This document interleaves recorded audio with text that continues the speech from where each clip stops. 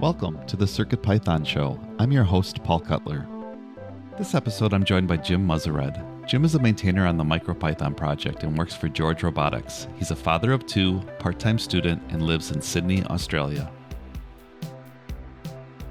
This episode is brought to you by PCBWay. With over a decade of experience, PCBWay is one of the most experienced manufacturers in PCB prototyping and design. Whether you're an engineer, student, or hobbyist, PCBWay offers a simple and fast prototyping service, and it's cost-effective at only $5 for 10 PCBs. And check out PCBWay.com/project, where PCBWay helps makers and hobbyists collaborate on their designs and projects. Make your design a reality and check out PCBWay.com for all your PCB needs. And they also now offer CNC machining and 3D printing services. Visit PCBWay.com for more information. Thanks to PCBWay for their sponsorship. Jim, welcome to the show. Thanks, Paul. It's really exciting to be here. I'm glad you're here. How did you first get started with computers and electronics? So I was always interested in that side of things. One of the first memories I have of being really excited about electronics is as a member of a country that also says Python, not Python. Like Nicholas Tolliver in the earlier episode, I was given access to a BBC Micro as a very small child. And there was an amazing system that you could interact with Lego motors and sensors through it. And it's pretty much, I was very grateful for one of my teachers who took a special interest in that and gave me a lot of time to play with that. And so one thing led to another. I studied electrical engineering at university, but went off into software, did process control and software operations. And then much later, through a couple of different avenues, I sort of reunited with electronics. One in particular was I got quite into sailing, like racing. And if you want to race at a moderately high level, you either need to be an excellent sailor, which I am not, or you need to have some sort of unique skill to add to a boat. And it turns out there's an awful lot of electronics in high performance sailing. We sail by numbers is kind of the joke. And being able to quickly repair and configure and get the most out of the electronics on a boat is quite useful. And through that, I got really into repair and reverse engineering, and a huge rabbit hole in YouTube of the amazing resources that are available to really get excited about electronics on YouTube. You talk to your friends who, what did you do last night? Watch this on TV or whatever. It's like, I watched a 3-hour episode of some Scottish guy named Ian repairing an 8-digit multimeter. It was amazing. And then through that, I've always been interested in education as well. And I got this incredible opportunity to teach at a summer school in Australia for high school kids for several years. And we taught electronics and circuit design. And through that, got involved in a company that specifically taught Python to school kids. And with that, got very involved in the BBC Microbit. And through that, I met Damien at PyCon AU, which is a wonderful spin-off of the PyCon conference for Australia. And Damien George is the founder of MicroPython. How did he first start that project? So in 2013, there was a Kickstarter for the original Pi board, and it was a combination of this electronics component and the software component to run on it. My understanding, I wasn't involved at all, and I didn't participate in the original Kickstarter, but my understanding is that this kind of started as almost like a dare, sort of, I bet you can't make Python run on a STM32F4. And now that I've gotten to know Damien really well, this story totally fits. And the Kickstarter was actually quite successful, and they followed it up with another one to add MicroPython to the ESP8266. And I always joke to Damien every time we have a crazy idea for a hardware project, we should do another Kickstarter. He's never again. 2 was enough. Yeah, absolutely. Yeah. So it's been almost 10 years since MicroPython and the first Kickstarter, and it's been about 5 years since CircuitPython actually forked MicroPython. What are some of the differences between the projects? So much of this happened before I was involved really actively in the project. I was actually off on the side doing the Grok learning microbit. So I think it's really interesting to consider the idea of Python on microcontrollers as this incredible, I would say, configuration space of different options for how you'd want to proceed with a project and what you want available to you and how to do it. And I think it's really actually wonderful that we have two very different solutions that cover a much wider arrangement of configurations and interests. And in particular, that the two projects share the core. I'm really, really excited that in the last year or so, CircuitPython have done a huge amount of work to get the core in sync effectively. And MicroPython is able to specialize on things that make sense to MicroPython, and CircuitPython is able to specialize on use cases that make sense to CircuitPython. And there are lots of things that are in CircuitPython that I look at and say, oh yeah, that totally makes sense. We're not going to do it that way because we have to support this other use case that's not compatible. I don't know, interrupts is probably a good example there. And CircuitPython, as others have mentioned before, very much built a workflow around copying files to the device through mass storage. We work really closely with Adafruit. I talk to Scott pretty often, and more recently with Jeff and Dan as well. We're hugely grateful to Adafruit for sponsoring the MicroPython project and doing a lot of behind the scenes stuff that just really help the brand and the project in general. Lady Ada and Phil have been tremendously supportive. What are some of the areas that you've had the opportunity to collaborate with Adafruit on? It's very difficult to design a system that works one way for one person and one way for another person. And CircuitPython provides a whole different range of use cases that we would never think of and we don't see. And so we get quite a lot of really useful feedback from the CircuitPython team that influence how we design features. We often talk to them before starting a piece of work, and we get bug reports and pull requests straight that we try and merge straight away up into upstream. We had a great example recently where Jeff had an idea for reducing the firmware size, and we took that into MicroPython. That was really, really useful. What do you see as some of the strengths of MicroPython specifically? I think one of the strengths of MicroPython is that it is much more building blocks and configurable to a particular use case. And this comes up a lot more in our professional uses of MicroPython, where we're doing very custom implementations of the core VM for a particular customer or very specific board configurations.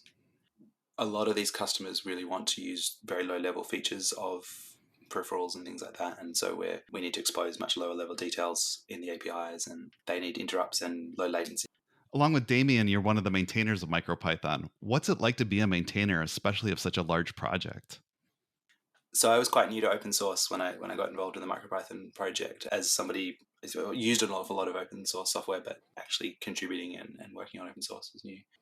It's a tough job. You are pulled in hundreds of different directions from everybody's little use case, and it's very hard to figure out what's important and what's worth prioritizing. And because ideally you'd like to do everything, and especially someone like me, I'm easily distracted by, well, yeah, we totally should fix that right now, and maybe that's not our highest priority.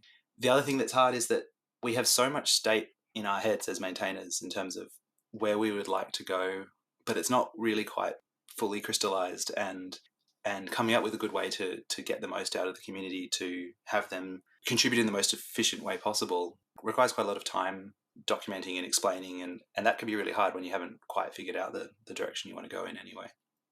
But on the other hand, it is a really exciting job seeing all of these people come together from a wider range of different use cases. We've got people running MicroPython on Windows in scientific systems, to people using really, really tiny micros, to people using the Unix port on quite big systems, and MicroPython in space and MicroPython in toys. And it's an exciting thing to see all this come together in a system that works and overall maintains really high test coverage and code quality and efficiency and code size. It's really fun. Git has completely transformed the way we do software development. And if I could go back 10 years and only highlight a couple of things that are different in the industry 10 years from then, that would definitely be one of them.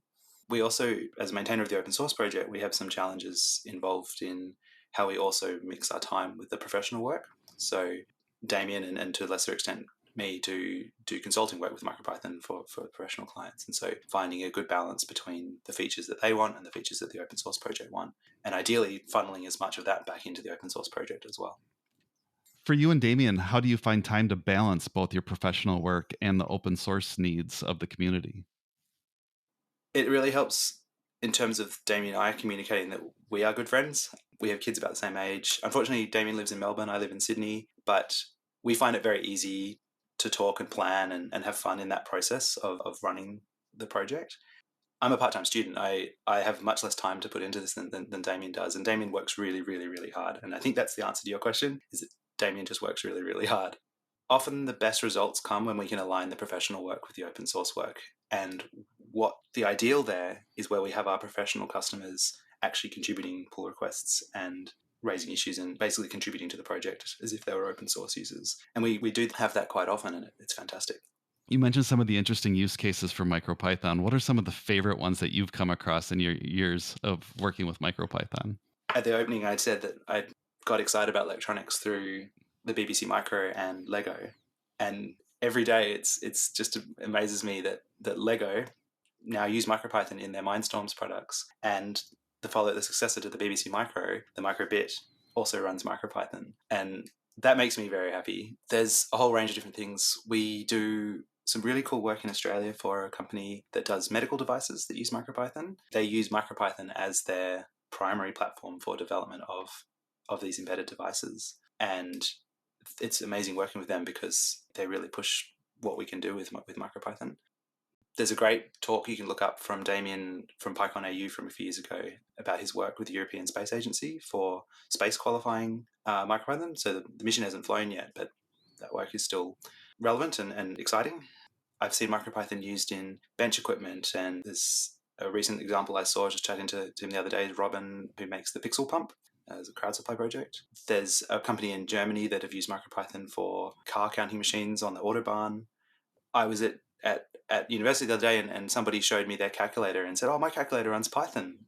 For real? And it ran MicroPython, as it turned out. And so we even get surprised by some of the places that run MicroPython. MicroPython 1.19 was just released this past June and saw significant performance increases with the way MPY files were reworked. When you're dealing with MicroPython and microcontrollers, performance is always at a premium. Can you tell me about some of that work that you did? It seems really strange to me coming from a previous job where I literally worked in exabytes and we would joke, what's that number you just said at 0 petabytes? And to come down to this world where bytes matter, individual bytes. We go to great lengths and commit extreme crimes against the C compiler to save 10 bytes here and 20 bytes there. But it adds up. And something like, I just looked this up before the call, was F strings, the entire feature is 500 bytes. And so if we can rearrange some structure or figure out a way to rework a few functions and change the inlining, we can offset that. And our goal is to keep the base core of MicroPython almost constant and continually add new features. It's extremely difficult because different architectures and different configurations will, maybe the same optimization makes one smaller and the other bigger. It's actually really fun. Some people like to make ships in a bottle, and we like making our code as small as possible, ideally without making it also really ugly and difficult to work on. Kind of related, sometimes increasing performance will also decrease code size, but often they go against each other. So we're always sitting there with the performance test running. I have an automated thing that runs on every pull request that tells us the performance diff across a bunch of different boards. And when we can find the changes that do both, it's fantastic. I think it was actually not 1.19, but 1.18, we put in a feature that actually has quite an interesting history, that something that MicroPython implemented originally, which is to cache in the bytecode when you look up something in a map, which happens all the time. Every time you access an attribute on an object, and you cache in the bytecode where that attribute was found, so that the next time it's faster. And then Python itself added that in CPython. And unfortunately for us, we never got much value out of this feature because most of the time our bytecode is in ROM, and so we can't modify the bytecode. So we found a way to implement that caching in a kind of a look-aside buffer and realize the same benefit in MicroPython. And that was really exciting. It was 20% performance boost on some boards and even higher on others. You mentioned the MPY rework. One of the things here is we're constantly looking for ways to move data out of RAM and into ROM. Chips typically have a lot more ROM than they have RAM. And I'm using ROM here a bit confusingly, I mean Flash. And what this will let us do, and I hope CircuitPython maybe will see some benefit from this too, is have a way to dynamically update code on the board, so Python code on the board, but not have to have that code run from RAM, have it run from Flash instead, freeing up significant amounts of RAM for the programs to run. And, we might only be talking small amounts of RAM in an absolute sense, but if you've got a program that's constantly hitting the RAM limit, adding an extra kilobyte makes all the difference. So it's a pretty exciting feature, and hopefully in the next couple of releases we'll start to see that all come together. Where else do you see MicroPython going next? We have a lot to learn from CircuitPython, I think, and that's one of the things that I really want to focus on for MicroPython. Community documentation, making it really easy to get started with MicroPython. One of the things, sort of tying back to what I said earlier, is that people come to us and they want to figure out how to configure MicroPython in crazy ways that are really unique to their situation. And I want to make that really easy. There are a never-ending series of Python features that we need to consider implementing in the core, and also a never-ending series of chips and architectures that we need to add support for. Another area I'm particularly excited about is async I/O. So for the last few releases, we've been adding more and more support for async IO. And having now written a few pieces of MicroPython software that use async IO, it is transformative. Originally, CircuitPython didn't have interrupts because they are hard to use. And MicroPython has interrupts and they are hard to use and lead to lots of problems. And I feel like async IO gives you that balance of being able to write asynchronous code that is still maintainable and understandable and efficient. So we would like to see async IO pushed further and further into the core. I want to be able to await on a pin changing state or await on a DMA transfer and use that everywhere. One of my favorite examples of this is using async IO with Bluetooth, which was extremely difficult to do when you have a complicated protocol that involves callbacks backwards and forwards, and now it's all just straight line linear await sequences. Yeah, there's definitely a lot of excitement around async IO, I think, in both communities. It's difficult that there's a lot of different ways to do the idea that is async IO. There's trio and so forth. I think pragmatically we need to just focus on choosing one, and our use cases are simpler than what people are doing in CPython. And I would like to see async IO work really well and cover as many use cases as possible. Well, we're almost out of time, but before we go, I have one last question I like to ask each guest. You're about to start a new project or build a prototype. Which microcontroller do you reach for? So I've enjoyed this question on previous episodes, and I always laugh because in our work, we don't choose the microcontroller. We come in when somebody else has already chosen it. And the idea of choosing is a luxury. Look, as an employee of George Robotics, purveyors of fine MicroPython products, the Pi board is my obvious answer. It is a wonderful board. I've used it in many of my own projects. I really like the way it's designed and the way the pins are laid out. But of course, I have to say that I have a huge fondness for the microbit and have enjoyed already using the microbit with my son. I got a remote control car for him recently, and the controller was too big to fit in his hand. And one of the amazing features of the microbit is this packet radio, which is it's the Bluetooth Phi, but without Bluetooth Low Energy implemented on top of it. And you can just use it to send arbitrary messages with no stack and no knowing how to do anything. And we built a remote controller for his car that he could use the accelerometer to turn and steer. And I love using the microbit for that reason. But on a personal note, if I were to do another project, I would want to do something with an FPGA, and just because I always love chips that have crazy peripherals. And so I think my next project will have an i40 in it running MicroPython. Great pick. Jim, thanks so much for being on the show. Thank you, Paul. It was heaps of fun. To learn more about MicroPython, visit micropython.org and consider supporting them financially via GitHub sponsors.